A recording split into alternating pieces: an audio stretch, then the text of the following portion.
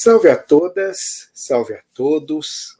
16 de maio de 2023, estamos dando prosseguimento ainda às conversações do dia 9 de maio, que está indo ao ar hoje.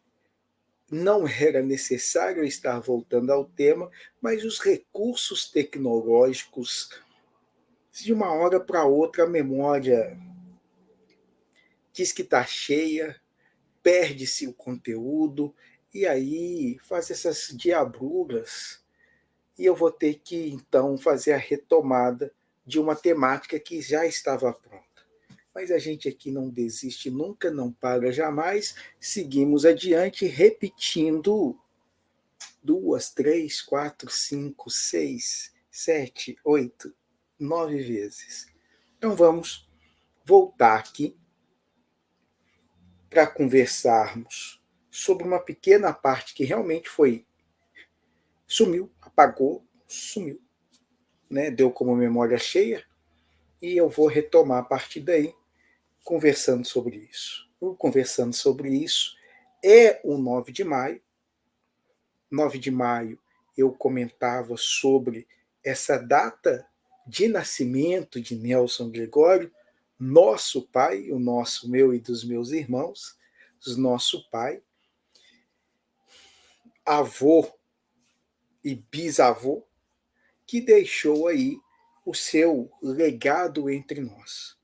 E comentava acerca deste legado, como que é difícil para a nossa sociedade de modo geral, e as famílias dentro desse modo geral da sociedade, refletirmos, comentarmos, falarmos dessas presenças que se ausentam ao ir para outras dimensões, outras localidades, vivenciar o processo do desencarne. Foi a temática do nosso último. O terceiro aborda essa nossa negação da morte, né, e com ela diversos outros caracteres da existência. E hoje, então, eu vou percorrer, como consequência, essa jornada dos homens comuns que reencarnam e brindam a sua existência, dando continuidade a um legado, a um processo evolutivo no qual os filhos, os netos, os bisnetos, os tataranetos prosseguem essa saga na qual todos nós fazemos parte, com as nossas pequenas e grandes contribuições, mas que no cômputo geral do processo evolutivo tem a mesma validação, a mesma importância. Então, cada família, cada núcleo familiar tem o seu 9 de maio, tem esse nascimento do seu progenitor, que passa por um processo de desencarne e que nos rememora e nos faz trazer essa presença para as nossas vidas. É um pouco disso que a gente está comentando, é um pouco disso que a gente está falando, tentando juntar esse passado, eu vou pôr esse passado aqui, com esse futuro lá atrás. Essas dimensionalidades que se quebram, que se invertem e que transliteram e transitam de uma forma muito bonita. A genética tem nos fornecido muito elementos para refletirmos sobre isso, mas as nossas reflexões, elas ainda são reflexões espaciais, e temos uma nova abertura que está nos convidando a adentrar reflexões temporais. E nas reflexões temporais tem deslocamentos perceptivos muito profundos, muito bonitos, muito assombrosos, porque quebra a nossa organização quase não, né, linear cartesiana de tempo e espaço, mais de tempo do que de espaço. Quando a gente começa a adentrar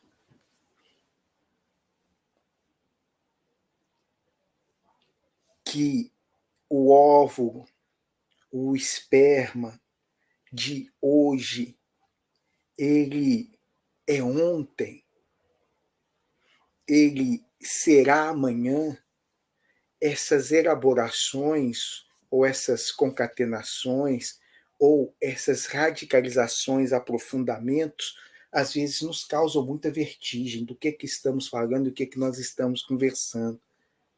Nós estamos conversando sobre uma data de alguém que já foi, mas que permanece entre nós e continua sendo conosco. Eu estou falando a partir de mim e em mim, de seres que já não estão mais fisicamente, mas que permanecem aqui agora a cada vez que os rememoro.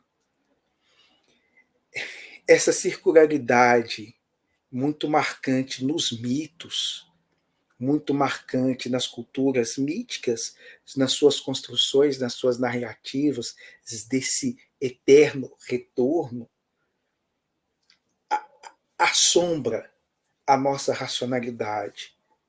A gente, a gente, a gente lida mal com as pessoas que têm esses acessos, ainda que momentâneos, a essas temporalidades, no tudo agora ao mesmo tempo. E a vida de cada um de nós é a exemplificação do tudo agora ao mesmo tempo.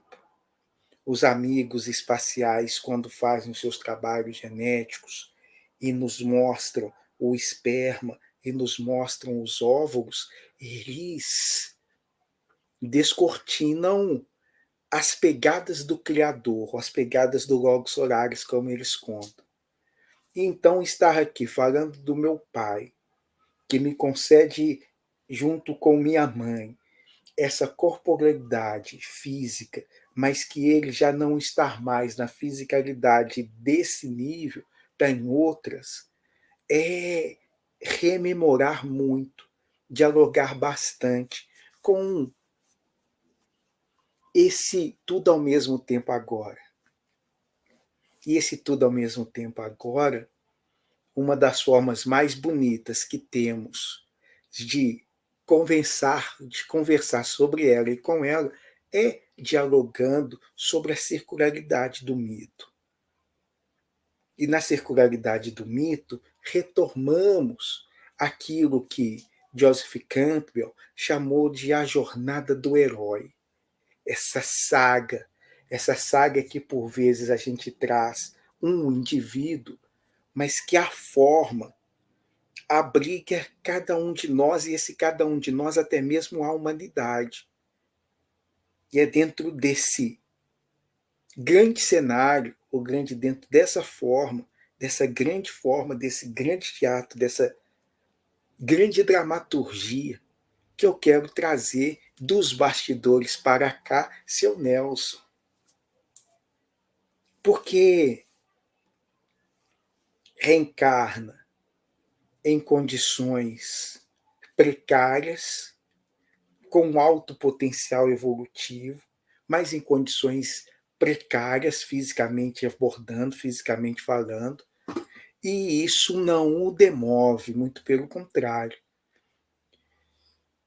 Perde os pais, se não me engano, ao completar os 9 anos ele já era órfão de pai e mãe, vai viver, então, junto com os irmãos, minhas tias, né, o seu grande irmão, parceiro, amigo Zacarias, irmão mais velho.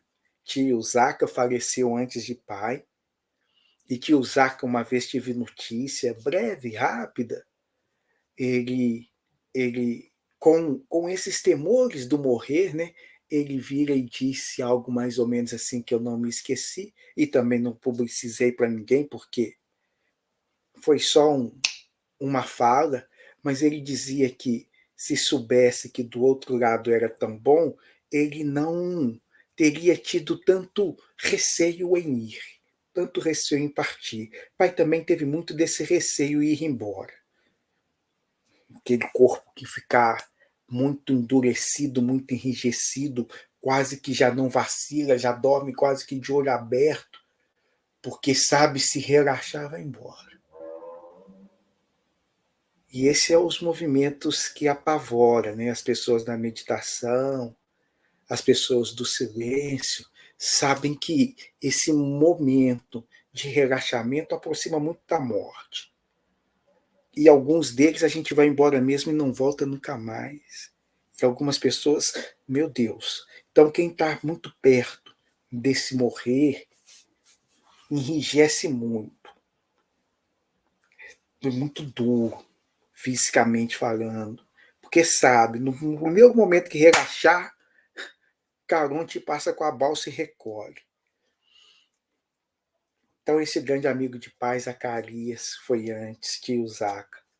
Deixou seus filhos, suas filhas, seus filhos de coração, seus filhos de criação, seus filhos, todos filhos, né? Essa beleza aí. Minhas tias, tia Helena, que foi antes dos dois, tio João, que hoje não conheci, que foi anteriormente, ou seja, até no meu nascimento nem cheguei a conhecer. Antes, então ele falece, desencarna antes da gente vir. Tia Dica,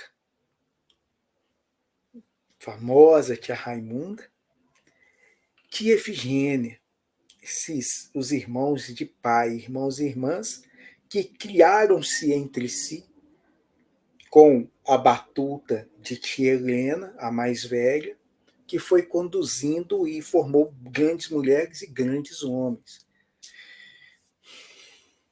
Isso é um pouco dessa caminhada e dessa jornada de Nelson. Todos trabalhadores desde tenra infância, pai então trabalhando na serraria como marceneiro, aos 9 anos, perde esse dedo numa máquina,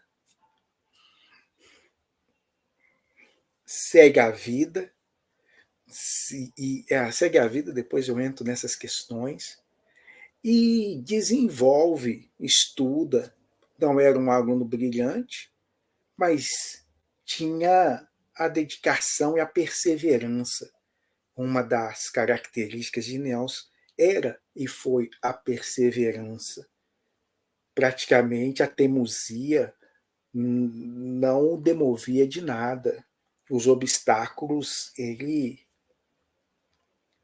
os superou um pouco de cada vez mediante muita paciência, extrema humildade e mais muita perseverança.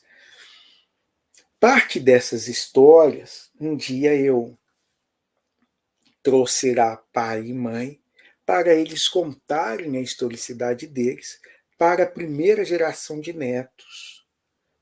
Basicamente, eu e meu irmão mais velho, Anderson, tivemos nossos filhos e agora Rony e Eric têm os deles e tem aí diferenças de décadas entre essa primeira geração de netos e essa segunda geração de netos. Essa primeira geração, se não me engano, eu os coloquei, acho que estavam todos. Victor e Yasmin, que são os meus dois, Iago. Perdão. Guilherme, Iago e Ian, que são dos meus irmãos, os coloquei para ouvir um pouco da história ou a historicidade de seu Nelson e de Dona Osmar. Aqui focando na de seu Nelson, se não me engano, eu tenho isso gravado em algum lugar. E uma interação um pouco gostosa, um pouco porque os meninos estavam relativamente um pouco mais novos, e eu não sei se eles absorveram a dimensionalidade daquilo, que é ouvir os avós contando da onde vieram. E como que esse da onde vieram, para onde que eles estão hoje, é uma longa caminhada. Esses elos do presente com o passado, que muitas vezes a gente ignora, ou subverte, ou eclipsa, cria um eclipse, cria um hiato, não possibilita e nem permite que faça uma comunicação e uma conexão. Então, a gente está vendo uma adolescência, uma juventude, muitas vezes muito sem norte, e o sem norte deles referente ao futuro é porque eles não têm passado. A gente tem feito algumas rupturas com o passado, ou tentando conservar algumas coisas do passado que embaralha muito o futuro, desnorteia muito quem está tentando se conectar nesse aqui e agora, para saber com muita clareza o que se preserva e o que se supera, o que se mantém e o que se deixa ir. O que fundamentalmente é algo no qual é intrínseco, inerente e essencial, e levarei porque esse levar é o que somos e é quem somos, e outras coisas que a gente não pode deixar da aderência, não pode deixar grudar, não deveríamos deixar aproximar muitos da gente. Eu falo isso pensando sempre em minha avó. Os meus avós, por parte de pai, não conheci, como vocês viram, e eu descrevo aqui rapidamente, num processo lógico que você, um, um, uma pessoa muito atenta e muito inteligente, sacou que os meus avós, por parte de pai, desencarnaram até mesmo com o meu pai bem novo, criança, não os conheci. Então, algumas referências que me dão norte, ou seja, é uma parte em mim que é futuro, mas é uma parte em mim cujo futuro é semente lá atrás, é Dona Dolores, minha avó. E esse é um referencial que os avós entregam. Esse é um referencial, uma marca que os avós nos possibilitam e nos dão.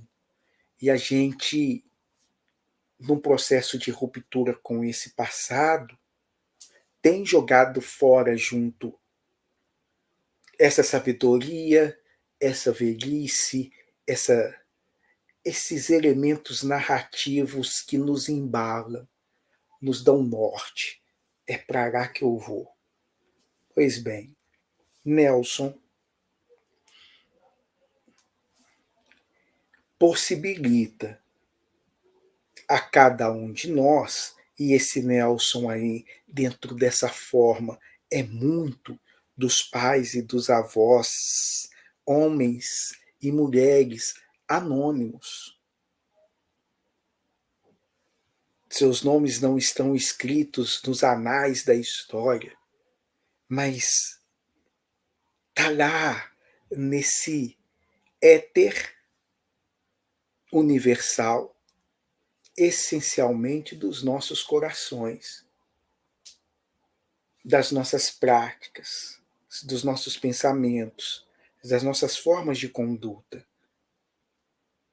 Então, esses Nelsons, essas Dolores, esses Zacarias, esses seres que estiveram conosco entre nós, se foram, lembrar deles, falar deles, trazê-los em nossos atos é reativar muito desse ciclo, eu vou dizer inacabado, para dar uma ideia dessa eternidade, que a gente vai semeando, cuidando, colhendo, semeando novamente, cuidando, colhendo num processo ininterrupto desses ciclos nos quais, no tempo, a gente vai ativando a nossa consciência. A consciência de ser, a consciência de sermos, a consciência de ser indivíduo, a consciência de sermos pluralidade e humanidade. Eu paro aqui. Não era muito bem isso, mas ficou assim. E esse ficar assim é esse caminho que estamos cada vez mais tentando desenhar de forma conjunta, trazendo embriões de muito atrás para serem compreendidos aqui, nesse agora, esse honrar vosso pai e vossa mãe,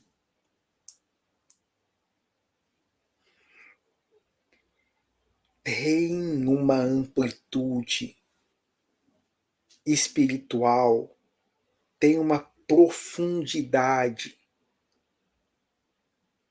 temporal que a gente começa minimamente a visualizar agora.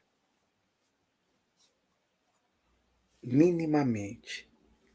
Então, aos poucos, a gente vai abrindo essas cortinas do tempo e vendo que todo o tempo é sendo sempre.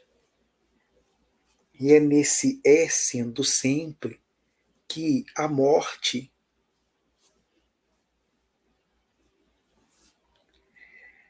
é também uma alegria, é também um abraço, é também uma parte inerente do nosso viver. É uma parte fundamental daquilo que somos, sendo, ser. Um beijo imenso, um beijo grande, primeiro em seu Nelson e nos meus irmãos e nos amigos. Poxa vida, uma hora eu tenho que falar dos amigos de meu pai. Porque quando eu os vejo, quando eu os encontro, não são muitos, são dois. Quando eu os vejo, quando eu os encontro, eu falo assim, putz, é bonito. É quase esse fenômeno da epigenética, no qual esse campo se alastra, se alarga, é mais do que só raça, é mais do que só o gene, é um sopro do infinito que rasga as espacialidades, se alarga campos, semeia para todo canto. Agora eu vou mesmo.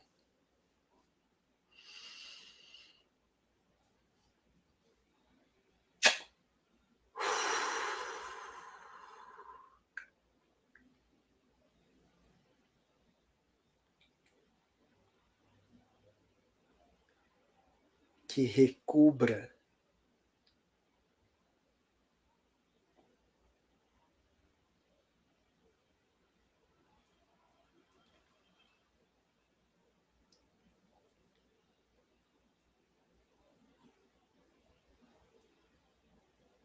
acolha e abraça todos os que sentam falta dos seus entes queridos. Eles estão porque são vocês.